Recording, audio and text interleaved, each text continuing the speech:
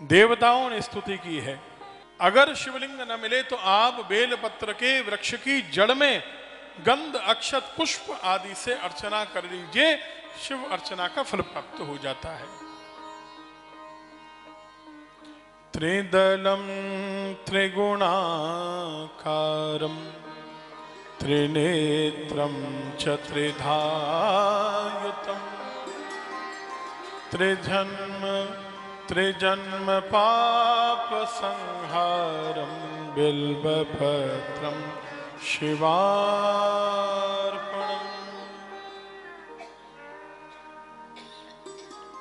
प्रकृति में भी तीन ही गुण हैं, सत्व, रज, तम। बेलपत्र में भी मुख्य रूप से तीन ही पत्ते हैं। इसका मतलब बेलपत्र जो है वो प्रकृति का चिन्ह है। प्रकृति को ही भगवान पर चढ़ाना बेलपत्र का समर्पण है। बेलपत्र मन का रूप है। मन में ये तीनों गुण भरे पड़े हैं, सत्व, रज, तम। लेकिन मन को जब समर्पण करें तो अहंकार से रहित मन का समर्पण किया जाता है।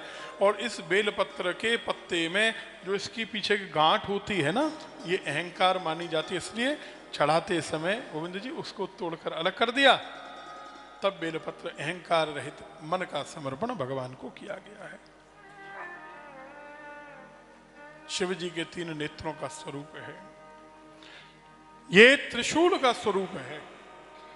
तीन तरह के शूल मिटाए जीवन से, ऐसा ये बेलपत्र है। 3 से लेकर 11 तक बेलपत्र, पत्तों के बेलपत्र मिलते हैं। 3 से कम भी नहीं चढ़ाने हैं, 11 से अधिक मिलता ही नहीं है। जैसे अभी हम आगे बात करेंगे आपको रुद्राक्ष की, तो उसमें भी इसी तरह बात है। 14 मुखी से अधिक रुद्राक्ष मिलता ही नहीं है। जो मिल रहा है वो भद्राक्ष है, और भद्राक्ष का कोई फल नहीं होता। बोलो राधे राधे।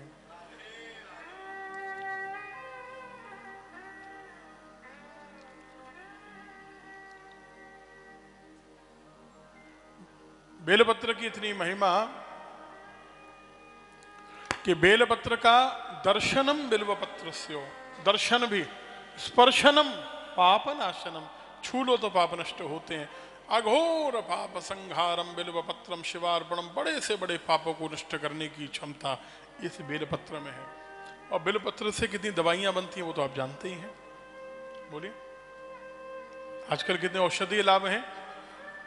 डायबिटीज आदि में बेलपत्र का प्रयोग हो रहा है, तो औषधीय गुणों से भरा हुआ है ये बेलपत्र। एक बार भगवान नारायण और शिव एक दूसरे से मिले, और मिलन के समय दोनों के नेत्रों से जो अश्रु गिरे, वो आंसू जब भूमि पर गिरे, उन आंसुओं से बेलपत्र के वृक्ष का जन्म हुआ है। सभी देवों ने अपना अपना स्थान उस बेलपत्र के वृक्ष में ग्रहण किया है। बहुत से लोग कहते हैं कि लक्ष्मी जी ने यह पौधा पहली बार प्रकट किया, लेकिन हाँ, यहां यह वर्णन है कि लक्ष्मी जी ने सबसे पहले इस वृक्ष का सिंचन किया, इसको बड़ा किया। इसीलिए बेलपत्र के वृक्ष को लक्ष्मी वृक्ष भी कहा जाता है। बोलो राधे राधे।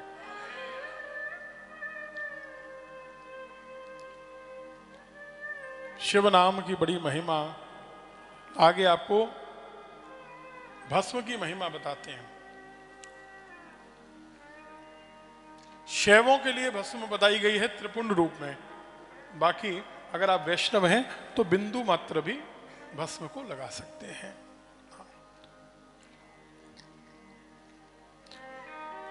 स्कंद पुराण में एक कथा है बड़ी सुंदर। पांचाल देश के राजा का एक सिंहकेतु नाम का बेटा था। उसका एक सेवक था चंडक। एक बार ये शिकार खेलने के लिए वन में गए। चंडक को अचानक जंगल में एक पुराना टूटा फूटा शिव मंदिर दिखाई दिया। न जाने उसकी क्या भावना जाग गई।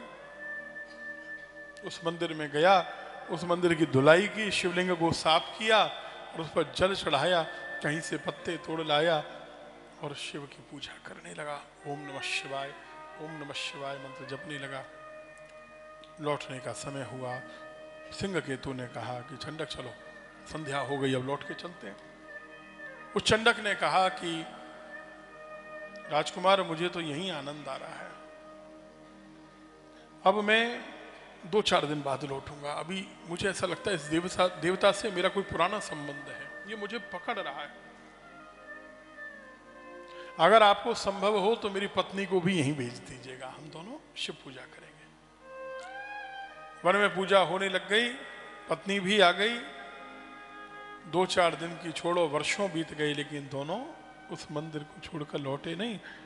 जंगल में जो फल फूल मिल जाते हैं उसी से अपना जीवन चला लेते हैं। छोटी सी झोंपड़ी वहीं बना ली, वहीं रहने लगे। अगर आवश्यकता की कहो तो आवश्यकता तो जंगल में रहकर भी पूरी हो सकती है, और अगर मन वश में नहीं है तो भैया महलों में रहने पर भी, सब कुछ होने पर भी आवश्यकताएं कभी पूरी नहीं हो सकती। बात तो मन की है। इसका नियम था, प्रतिदिन शिव के लिए चिता भस्म चढ़ाता था। पास में एक शमशान था, वहां से चिता की भस्म ले आता था और शिव को समर्पण करता था। एक दिन जब भस्म चढ़ाने के लिए बैठा तो क्या देखता है कि पास के शमशान में आज कोई चिता नहीं जली। आसपास के गांवों में, क्षेत्रों में गया और भाग्य ऐसा, शिव शायद परीक्षा ले रहे होंगे। उस दिन किसी भी गांव में कोई चिता ही नहीं जली। बहुत दुखी होकर रोने लगा। पत्नी ने पूछा, क्यों दुखी हो? घटना सुनाई। पत्नी ने कहा, पतिदेव मेरी एक बात मानना, एक न एक दिन तो शरीर मिटना ही है, आपका नियम न छूटे, एक कृपा करो। वैसे भी अब आयु बढ़ रही है, मैं चिता बनाकर प्रवेश कर जाती हूँ, आप मेरी चिता की भस्म को शिव पर समर्पण कर देना, आपका नियम भंग न हो, ये मेरे लिए ज्यादा आवश्यक है। कैसी भावना इन वनवासियों की। जब ये नाता किसी से जोड़ लेते हैं ना तो पूरी तरह जोड़ लेते हैं।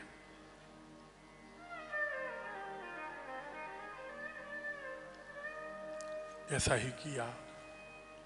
चिता बनाई, पत्नी उसमें प्रवेश कर गई और चंडक ने जब चिता की भस्म ठंडी हो गई राख, उसे शिव पर समर्पित किया। ओम नमः शिवाय, ओम नमः शिवाय,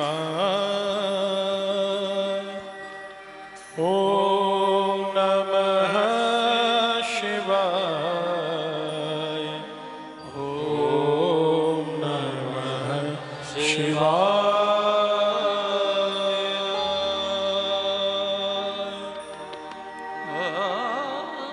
ओम नमः शिवाय का जप करने लगे। जब करते करते भूल गया कि पत्नी की मृत्यु हो गई, उसी की चिता की भस्म ही तो मैंने शिव पर अभी अभी समर्पण की है। वर्षों से नियम बना हुआ था, पूजा के बाद सबसे पहले अपनी पत्नी को आवाज लगाता था, आ प्रसाद ले ले शिव का। प्रतिदिन की तरह आदत तो आदत है ना, आवाज लगाई तो क्या देखता है कि सामने से पत्नी चली आ रही है भोग लेने के लिए। अचानक इसे याद आया, इसने कहा कि तेरी चिता की ही तो भस्म मैंने शिव पर अभी समर्पित की है। पत्नी ने कहा, प्रभु मैं चिता में प्रवेश तो मैंने किया, लेकिन जैसे ही प्रवेश किया मुझे ऐसा लगा कि चिता शीतल हो गई और भगवान शंकर ने मुझे अपनी गोद में स्वीकार कर लिया। वो भस्म मेरी चिता की नहीं थी, मेरे शरीर की नहीं थी, आपकी पूजा पूरी करने को स्वयं भगवान शंकर ने वो चिता की भस्म आपके हाथ में समर्पित की थी, जिसे आपने शिव पर समर्पित किया था। और जैसे ही पूजा पूरी हो गई, आपने बुलाया, शिव ने अपनी गोद से उतार कर फिर मुझे आपके पास भेज दिया है। ओम नमः शिवाय, ओम नमः शिवाय, ओम नमः शिवाय, ओम नमः शिवाय।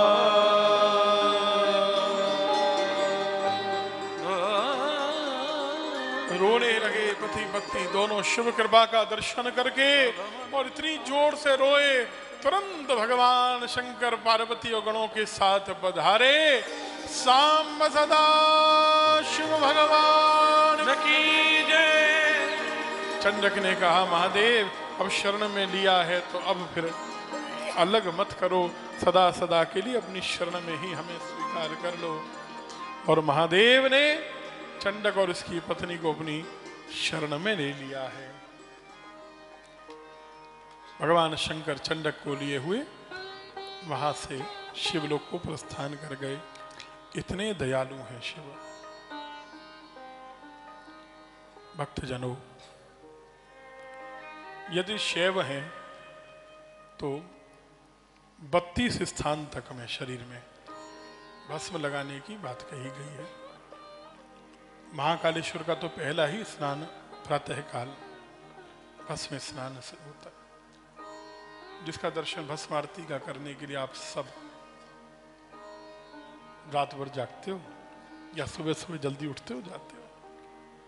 लेकिन वो पहले चिता की भस्म चढ़ती थी, अब वहां चिता की भस्म नहीं चढ़ती। ऊपर एक स्थान है, वहां कक्ष है जहां विधि से वो भस्म तैयार की जाती है। फिर वो भस्म, वो भी दिव्य भस्म है। अब चिता की भस्म का स्नान नहीं होता। चिता भस्मा लेपो गरणमशनम दिक्पट धरो जटाधारी कंठे भुजगपतिहारी पशुपति कपाली भूतेशो भजत जगदीशैक पदवीं पदवीं भवानी तत्पाणि ग्रहण परिपाटी फलमिदम्। लेकिन हाँ, वो भस्म स्नान तो होता ही है।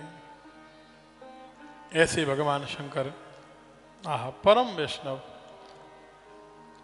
परम सात्विक देव हैं, सब पर कृपा करने वाले, दीनन के दाता ये शिव शंकर सबकी सहायता करते हैं।